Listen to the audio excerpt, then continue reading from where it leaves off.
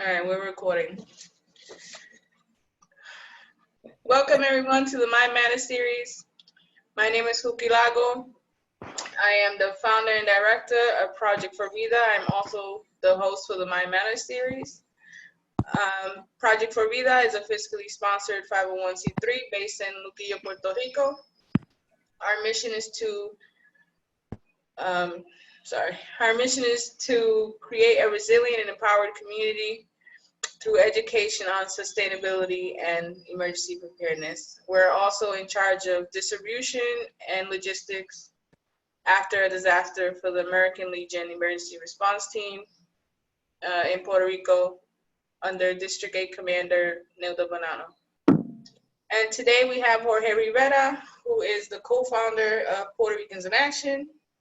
Puerto Ricans in Action is also one of our sponsors. And we have Ola Obasi from, can you say where you're from again? The Well of Indigenous Wisdom.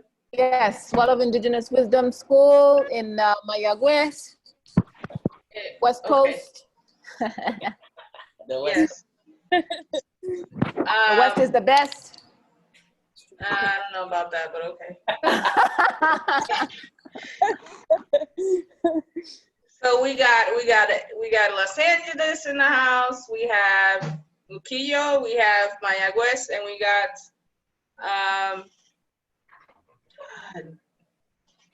what was that? April? Guanica. Guanica. Yes, Guanica. Okay. Yeah, I was born in Jauco, so I'm from the south. Yes. Okay. Well, she's on the Jauco line actually. Yeah. The epicenter. Oh my God. Yeah. Yeah. Yeah, you guys are still getting earthquakes, right? They've slowed down the last week or two. I don't want to really jinx it, but they have finally slowed down. Okay. That's good. Gracias a Dios. Mm-hmm. All right, Jorge. Do your thing. All right. So, thank you guys for being on, and thank you Cookie and Project for Vida for putting this together. So, as someone who's never enjoyed coffee myself, I've always liked the smell, but never enjoyed the coffee. I found myself liking Chinese tea about 2 years ago, and then I went headfirst into the world of tea, everything tea, the tea ceremonies, and I started consuming lots of information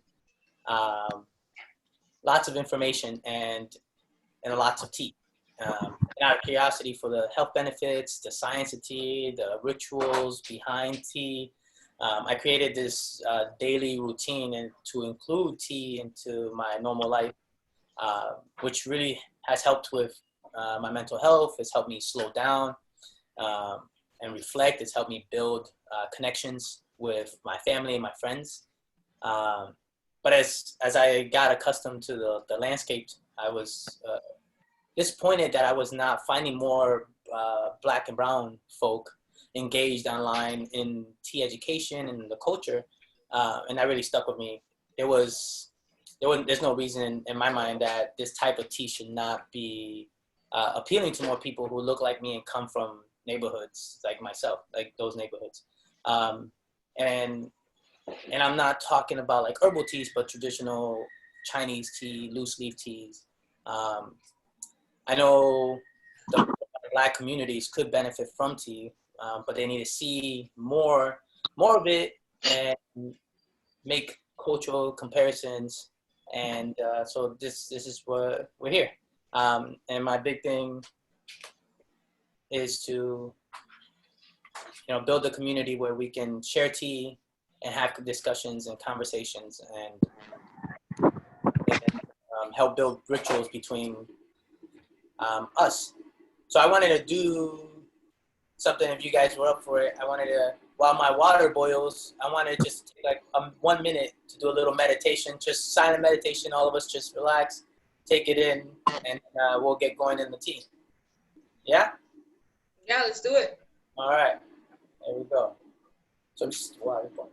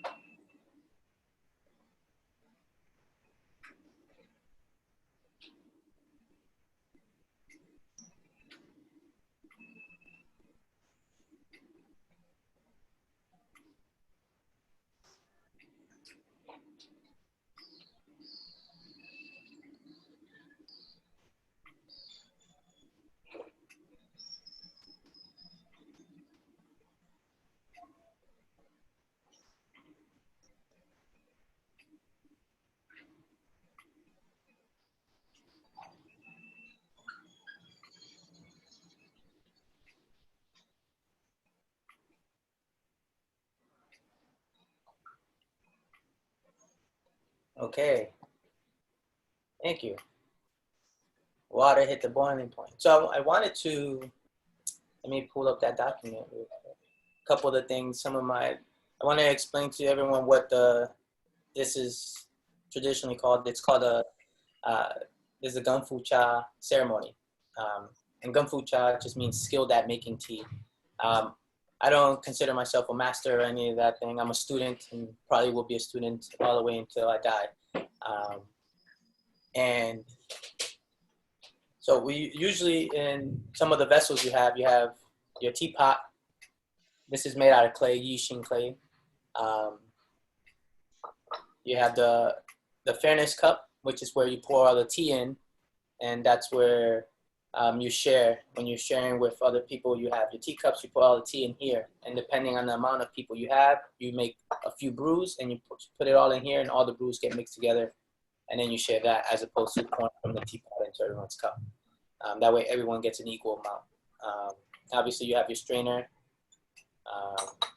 You have the tools for pulling the tea out of the bag and picking the thing, and you have a pick for the tea we're gonna have today, which we'll need that. Then you have these little guys. They look like little figurines. They're called teapots. The teapots they're made from clay. They're made from the earth. So usually when you do a wash, and we'll get into that. You pour the water. The first steep goes to the teapots, which goes back to the earth. So one of the things, creating rituals is a big important thing, and it helps with mental health. At least what I've seen with myself and what I've seen with some family members and friends.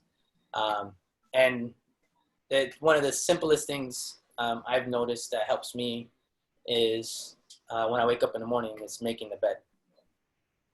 Like right off the bat, get up, make the bed, and it makes me feel like I've already accomplished something before the day has even started, and I'm one step ahead of everyone else, even though I'm pretty sure everyone else is making their bed too. So then I also set up the tea table. I get up, make the bed, set up the tea table. The table is always clean. If I use it at nighttime, I make sure I clean it right after I use it, which is another ritual part of it, because then you become accustomed with all the vessels. And becoming accustomed with all the vessels is really important when it comes to slowing down. Because for most of these things, you usually need both your hands, and it also keeps you from being on your phone, and it keeps you focused on the leaves.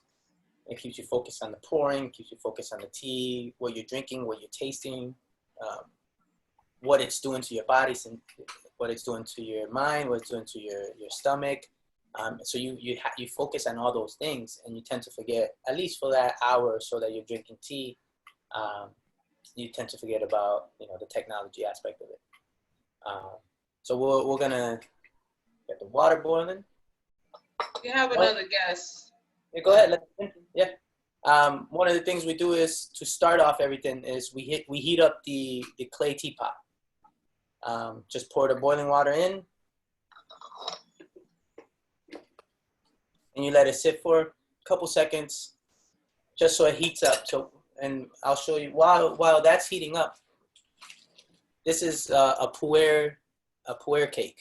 It's a ripe cake. There's two. There's a raw, which is more on the greener side, and then the ripe is fermented, and they speed it up so it tastes. So usually when you taste something like a ripe tea, a ripe puer, it feels like you're walking through like a forest, and you stumble upon a river, and you can smell the water and the grass, and then on top of that, that's the initial kick from it. It just smells so earthy, and then as you go into the brewing, because you can keep steeping up to 10 times depending on the tea. Good quality tea, you can keep steeping, and what ends up happening is then all of a sudden now you're tasting fruits. You're tasting. They lay the eggs in other birds' nests, and then the mother starts feeding them, and then they notice that it's a different bird when it grows up.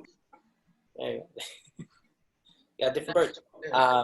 So you start tasting, you start tasting floral kicks, vegetable kicks, like different things start popping into the tea because of where it was cultivated in China, and depending what other trees were around. So let's see. So I wanted to show you guys what it looks like once you unwrap it. And they make them as cakes. So they take all the leaves, they dry them. It goes through a lot of different steps. Fermenting is one of them. And then by the end, they end up pressing the cake. And the idea for pressing the cake was to, when they used to travel by horse in China to deliver the tea to different towns and emperors, they needed to travel with a lot of tea. So they will press them so they can carry more, as opposed to carrying just tons of bags and sachets. Can you talk about the tea and hip hop, the hip hop and tea? Yeah, I'll get to that. Yeah. Okay. Yeah. So then this is what the cake looks like. It's a puer cake. I've already kind of started digging into it, so it's a little flatter, but this is 200 grams of tea. And this one specifically I've had since 2018. So Okay. It ages.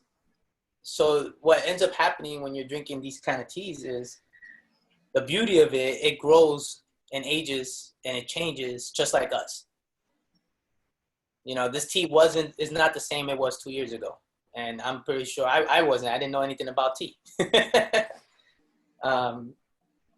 then I take the pick and I kind of get in there and I start kind of just pulling out a little bit so we have enough for the vessel.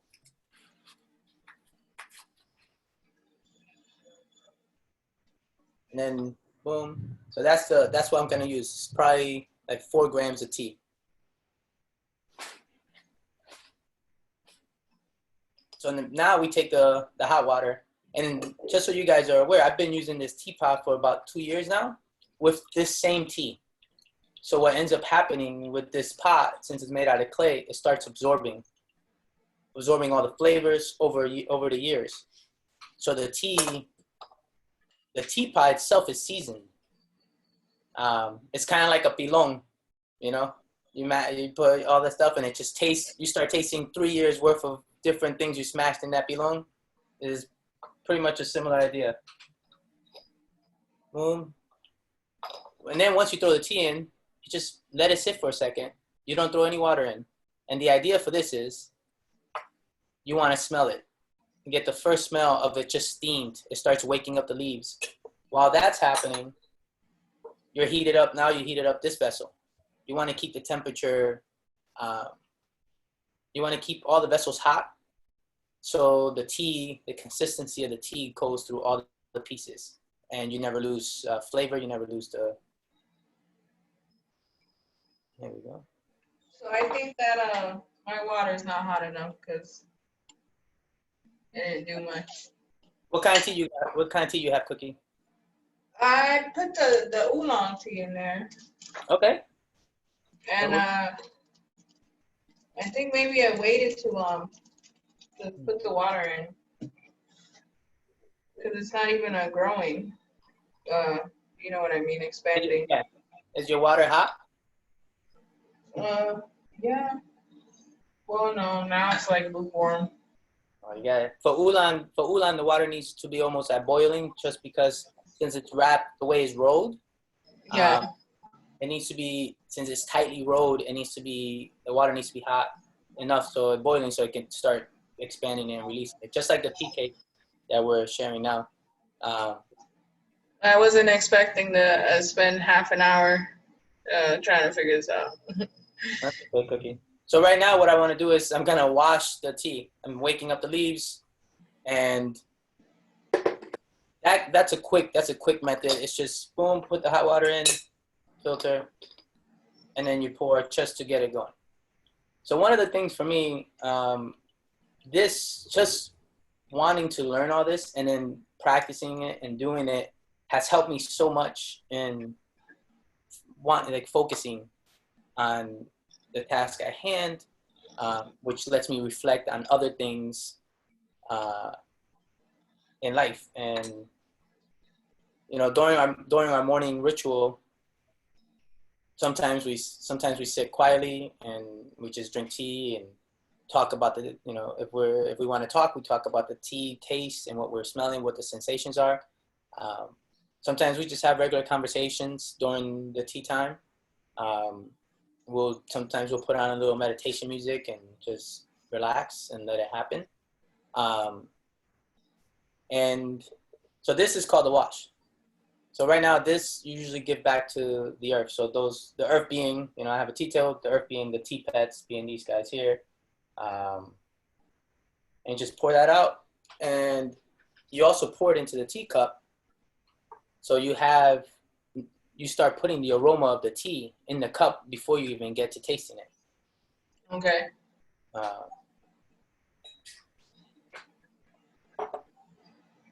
I want to share this with you guys. I recently got these.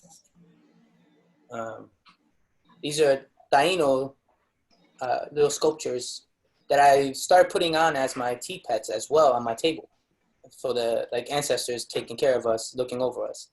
I do not pour hot water on these guys, because I'm sure the paint will fall off.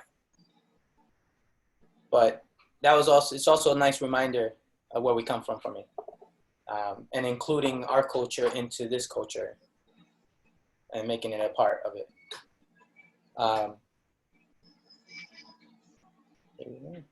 Just gonna get the water to boil again. And then while that's happening, I wanted to show you guys some other, this here is called a gaiwan. It's a different vessel to make tea. You also brew the tea, you throw the leaves in there, and you pour the hot water and you brew it in there as well. And the way I recently learned this, the Chinese, the tradition is that the bottom is 3 pieces. The bottom piece is the earth. The middle piece, the cup, is humans. And then the lid is heaven. So we're all connected. This helps us be all connected. So to make good quality tea, you have to be able to have these pieces. And that one's an interesting when you're pouring the gaiwan. It's an interesting vessel to use. It takes practice. I remember buying my first one, and usually you buy a little cheap one, like a $10 one, just because you do like a one-handed thing where it goes, you're kind of here. You slide the lid to the side, and then you're here, and then you pour. So most of the time when you do this, if you're not used to it, you're dropping it, But let's,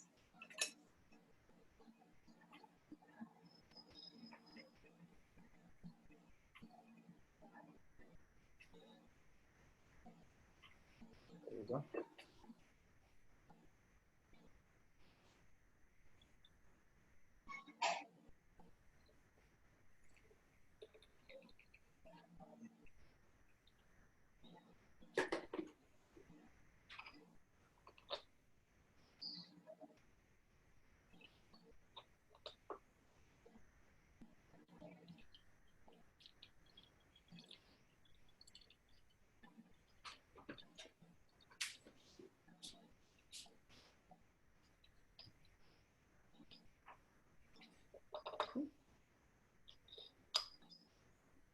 I got nice and hot.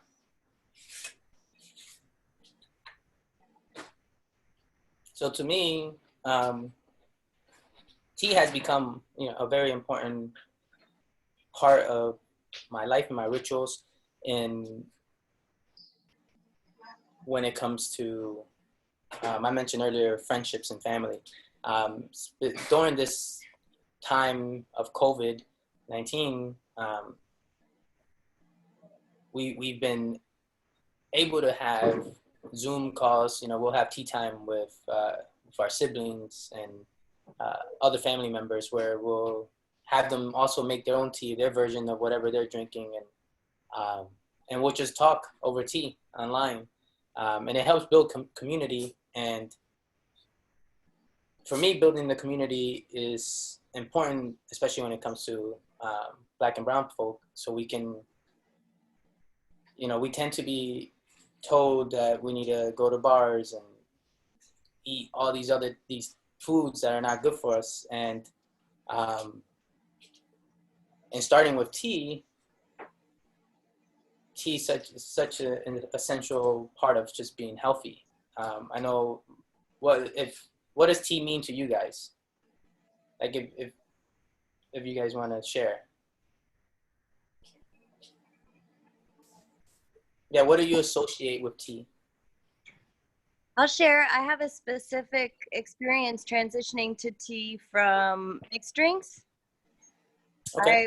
I was a bartender and am a recovering alcoholic, 13 years now, recovered. But I love mixing drinks, right? It's like the mixology was part of the thing that I really liked about it. And the nicer stuff you drink, the less of an alcoholic you are. So I started doing substitute beverages, like sparkling water with different things mixed into it, with fruit, because you still want to have a social life. And I still really love a nice beverage that's very satisfying. And it fills your mind and your senses and has specific effects on the body and da-da-da. And I found herbs as a way to satisfy that urge to drink something interesting and also mix up something interesting and be able to affect how I feel. And so my teapot is like one of the dearest things to me, and something that was unhealthy, which you specifically mentioned, like bar culture and everything else, became a really personal part of my life that I love dearly. I love seeing your whole process here. It's more patience than I have. It definitely takes time, and and one of the things, and I appreciate you sharing that with us.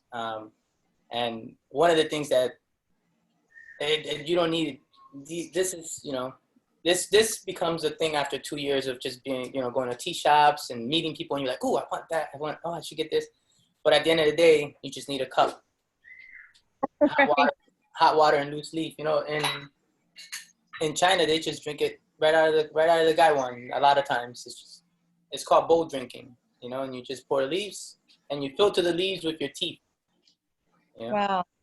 And then the more things you add, it helps keep you like, oh, I'm gonna do this. I'm gonna practice with this vessel, and then I'll practice with that vessel, and then with pu'er tea, what's really incredible about pu'er, it helps with the stomach, and with the digestive system, and it's really relaxing, and it's good in the morning time, because your body's taking nutritions from your stomach, and during a certain time period, from between 7 and 9, and it just wants to take it, and pu'er provides a lot of that in the mornings. And I was hooked on coffee bad. I mean, coffee, people love coffee. It's hard to convince them to go to tea, or, My stomach feels it. This is from God's mouth to my ears. I'm listening. Thank you. And then I wanted to share with you guys too, and tea still does have caffeine, just so, Yeah.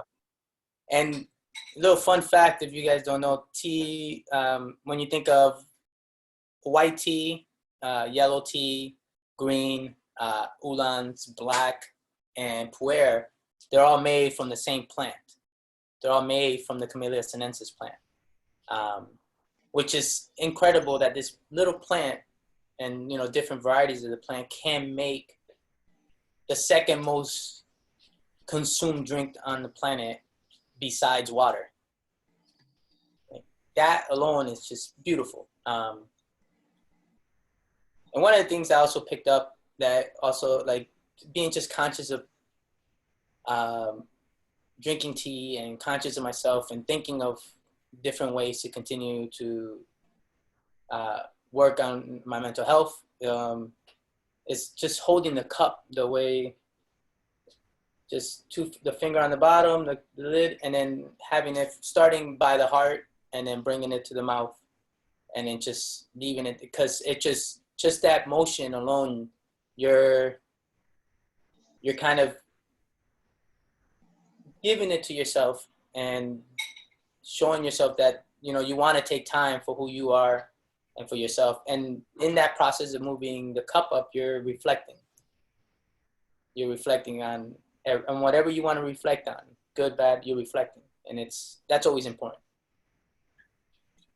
Well, one of my memories of when I was living in Puerto Rico, when I with my grandmother, or living here with my grandmother, she used to like rip something from the ground and boil it. I don't know if it was like chamomile or lemongrass or I don't know, but it was like the best tea ever. Like, I still remember the taste, and I was like maybe 6 years old, and Oh, wow. like, but it was like a white tea. I'm not sure which tea it was, but it grew here, and she used to go outside and just rip it off the ground and boil it, and it tasted great. That's, yeah. I don't remember what my mom used to do a similar thing. I don't remember the plant, but she used to go out, come back, boil it. When I was a kid, I used to have a lot of earaches, and she'll boil it, let it cool down, and then a couple drops inside my ear, and everything was gone. Don't remember the plant. I'll have to ask her, but Yeah. that was like, you know, the Puerto Rican way of fixing you.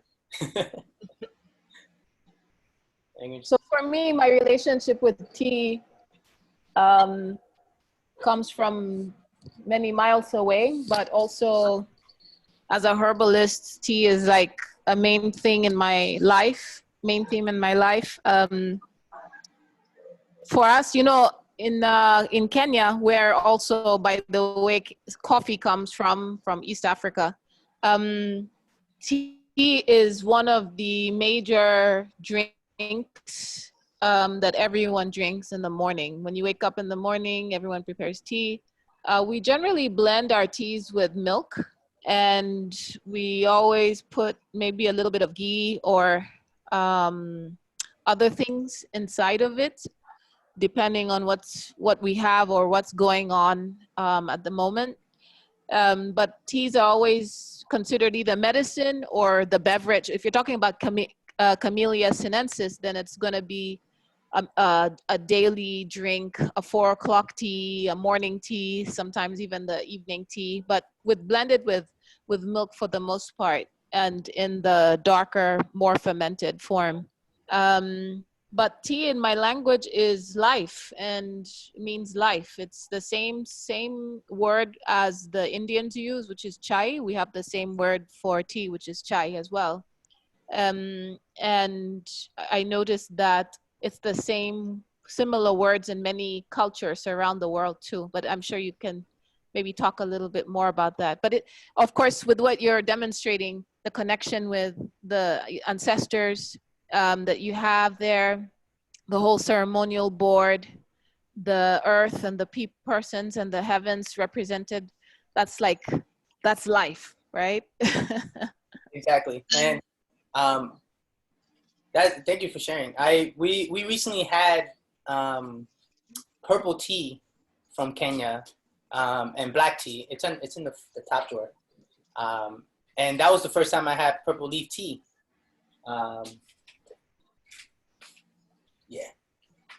Yeah, from these guys. recently had, this is the purple tea. It's a company called Leafberry. They're out there in Kenya. And they do an herbal one and the black tea. The purple tea was interesting. I've never had purple tea, and it was the flavors were just like going nuts in my mouth, and it was dryness, but then it was like popping, and I was so confused and just trying to, like, I felt like I needed to pinpoint something, and I was like, you know what, just let it go, just let the tea do what's supposed to do, and that's, you know, show you its history through the taste and the flavors and just the sensation that you feel afterwards. And then once I let that go and I was able to just settle, we were like, wow, we were so blown away by it. And then the black tea was just this beautiful, one of the best black teas I've had in my 2 years of drinking black tea. The black tea was incredible.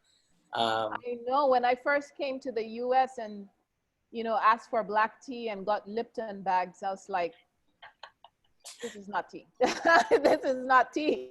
Doesn't even smell like it. Yeah, it's very rich. Yeah. And one of the things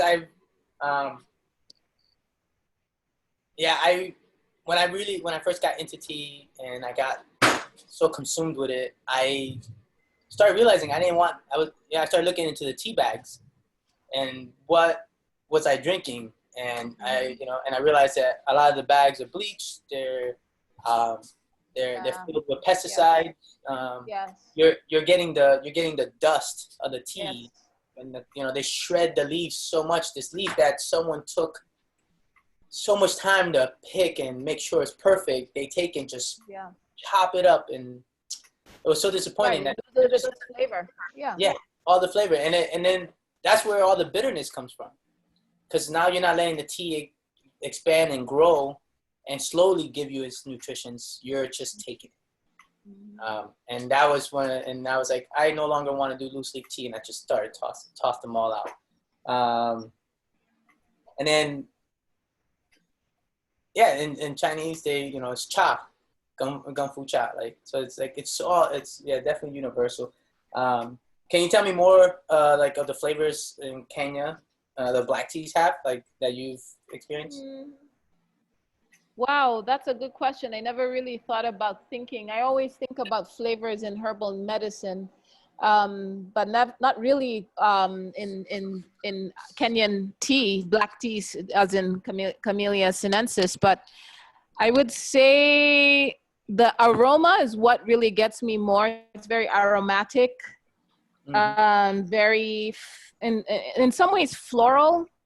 There's a pungency to the aroma, and earthy as well. Very, it's as if you can smell the soil of where it was grown. You know, my grandmother's sister has a tea farm right now and a coffee farm. So I get a lot of my teas when I go home, or if somebody brings it back or sent to me from there. And I would say that what I would say with the flavors in comparison to buying from shops, like local tea shop, not local tea shops, but local shops, would be the oils, the essential oils inside the tea. Like I can actually taste that a lot more. And of course, that might be the fact that it's lost with time and shelf life. Yeah, and then the sensation is very astringent. For me, maybe there's more nostalgia, so it's just brings me home to childhood when I drink the tea. I hope that's helpful. I don't know. That is. When we were drinking this one, we smelled and tasted passion fruit, and we was trying to figure out, like, okay, like the passion fruit, okay, in the black tea, and it was a really nice thing. And have you had that? Have I had passion fruit? Have you had that kick from black teas before? Oh, like a fruity taste? Yes. Yeah, more fruity. I would say passion fruit's interesting. I would say fruity floral. Ooh, okay. Yeah. Definitely there's a floral essence for me. Okay, that's yeah. I'm gonna have to. I still have some of this tea, so I'm gonna have to go. I'm gonna go back into it, and I'm gonna think about what you said. And Yeah, it kind of like tastes kind of like a cross between bergamot and then maybe a passion fruit or some fruit, you know, depending, I think, on the soil maybe too. I'm sure that affects, just like coffee, depends on what soil you're growing it on, will affect the flavor. But okay. yeah, like that Earl Grey bergamot kind of essential oil and floral. I like that. Yeah. That gives me so much to think about now when I when I go back to it. Thank you, Ola. Yeah, thank you. And one of the things I do too to continue like in my practice is, we study the leaves. We before we even put it in, we pour them out onto something where we can see them clearly, and we just study the look, the color, the smell, the size of the leaves, and then we go through the process of, okay, now they're in the vessel, whether it's the teapot or the gaiwan, and we're smelling them and just kind of seeing once they're warmed up, smelling them after they've been brewed a couple times, and smelling the pitcher, the fairness cup, after all the tea's out of it, just to see what it left inside the glass, and the aromas, and then we think about the textures. So it's almost all these things when you're going through drinking tea, which, a lot of people just throw their tea in a big mug and kind of walk around the house, work, and by the time you know it, the tea continues to oxidize by itself. If you're drinking a green tea, if you have it in a mug, from the moment you start drinking it to the moment you finish and drinking it an hour from now, it's totally different taste. It's probably a little more bitter, especially if you're using the same bag, the tea bag. With this process, I feel like it gives me more time to sit with something, which we don't have a lot of time to sit with a lot of things nowadays. Well, now during COVID, we have more than plenty of time, but when things weren't COVID lockdown status, everybody's on the move, you're moving quick, you're up and out, you grab your mug, you walk out of the house, and by the time you have a moment to sit and think about what you're taking into your body, it's already the next day. So this, to me, like, I definitely appreciate it, and it like really makes me happy, and that's a hard thing for which to find sometimes, is like that thing that makes you happy, but it's not just the presence of the thing, it's like what it's doing to you that's making you happy. So I wanted to share that with you guys, and then we did a little meditation, which I thought I love that you guys were down to just sit back and be real quiet on video. That was awesome. And then Cookie had mentioned earlier this hip hop thing that I've been doing. I grew up in Waterbury, Connecticut, and it's mainly Black and brown folks, and I grew up in the projects. And one of the things that I always used as therapy, as it was always my best friend. It was therapeutic, whether it was good, bad, whether I was in love, whether I was breaking up, whatever the case was, it was always hip hop. I can always 1000% count on hip hop to kind of paint a picture of whatever I'm feeling, whatever I was feeling at the time. And even as an adult, as a teenager, I've always gone and looked to certain artists or just music, to like hip hop, to like help me. So this last week I started doing something called the Hip Hop Tea Hour, where it goes back to what I was talking about earlier, about building community for Black and brown people. And if hip hop did that for me, I know for sure it did it for my brothers, it did it for a lot of my friends, and now tea is doing it for me and helping. And how do I combine the two so that, you know, we all have access, because this is something we all have access to. A lot of times people like us don't have access to a therapist. You know, we don't have the funding. Our therapist is the friend down the street, the music, you know, like, so I wanted to find a way that combine the two and turn it into a community and build and, you know, and talk about hip hop, which is something that I love, and talk about tea, which is something that I love. So we did our first hip hop tea hour the other day, and it was an hour and it was 92 minutes. Me and my friend were just going on about certain albums, and I drank almost 3 liters of tea. That's a lot of water. And so for me, I think this is the next step, that the hip hop tea hour is one of the next steps in this development of tea for me, and my sharing and continuing of building a community, where, you know, the homies come and hang and we drink tea. And instead of pulling out the Jameson, we're drinking tea. That's gonna throw them all off, but at first everyone's gonna be confused, and then they'll be like, this is a part of my life now. And that's what I want to share with people. I want us to have a safe space for ourselves and each other, when it comes to those things, and feeling like that we are needed, and this gives us a time to talk. Tea is a very important place. Tea allows that conversation, just because it takes so much. You got the brewing and you got the pouring, and there's so many steps to it that it allows conversation. And then that moment if you have nothing to say, it's okay. You can stay nice and quiet and drink tea, or you can talk about the tea. Oh man, I'm tasting this. You know, a lot of drinks don't. You know, you're drinking a vodka or something. It's not allowing that. You're drinking vodka. That's it. This allows communication, and I feel also, yeah. And I kind of, that's where, let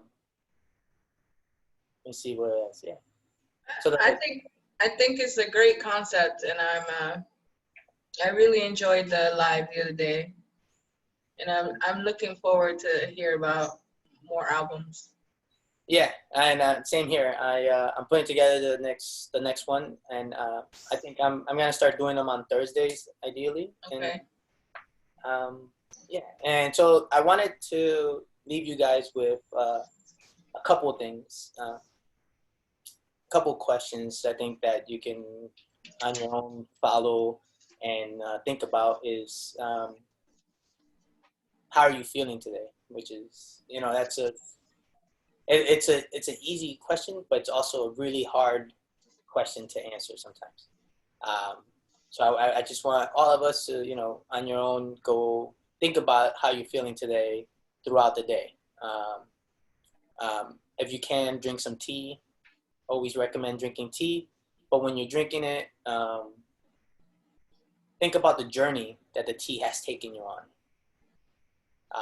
You know, I drank a tea not too long ago that reminded me, and it was one of those surreal moments. It reminded me of sitting on my steps on the porch back home with some of my friends. Like the tea reminded me of a feeling and a memory, as opposed to smells and tastes. It reminded me of sitting on the porch with my friends. And I thought that was a really powerful moment to have that. Because I always wish, like, thinking back, I was like, I wish I can share tea with those friends back in the day. I do now. When I go home, I bring everything with me. I throw all my teaware, all this stuff compacted in a camera bag. I leave the camera at home, and I throw all my tea stuff in there, and I take it, and I kind of essentially force them to drink tea with me. And now they're used to it. Now they like, oh, you bring tea today? Like, what do you have? What do you have? And, you know, and it becomes a thing. It started becoming a thing in my mom's, in our household.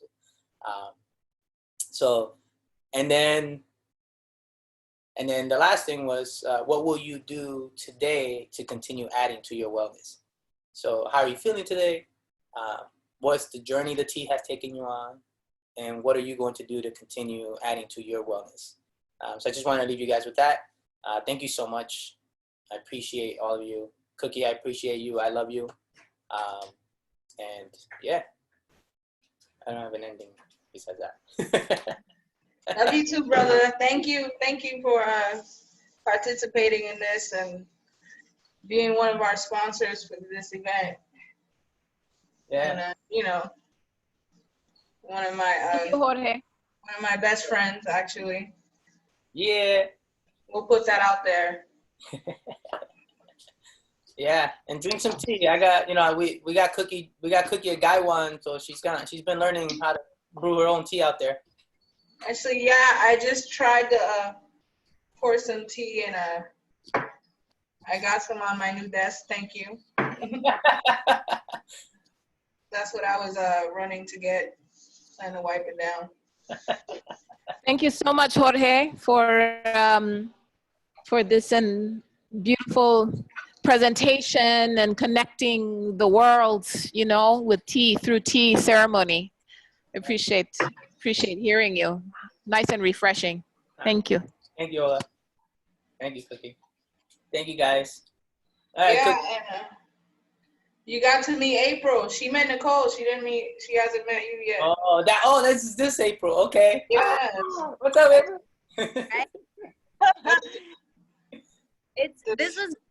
This is great. I keep thinking how many people would benefit from the 45 minutes that you just gave us. Like, I want everybody to know it, and I hope we can share this video widely with your permission. Oh yeah, 100%. Yeah, cool. 100%. Cookie, how's your Ulan? See, when's your Virgo? I have to ask. You seem like such a Virgo. Who, me? No, I'm a Pisces. Okay. Yeah. Nicole's a Virgo. Okay. Good match. Well, tell her I said hi too, please. She says hi back. Okay, cool. Tell her I said hi. Cookie, she's gonna call you. All right. All right.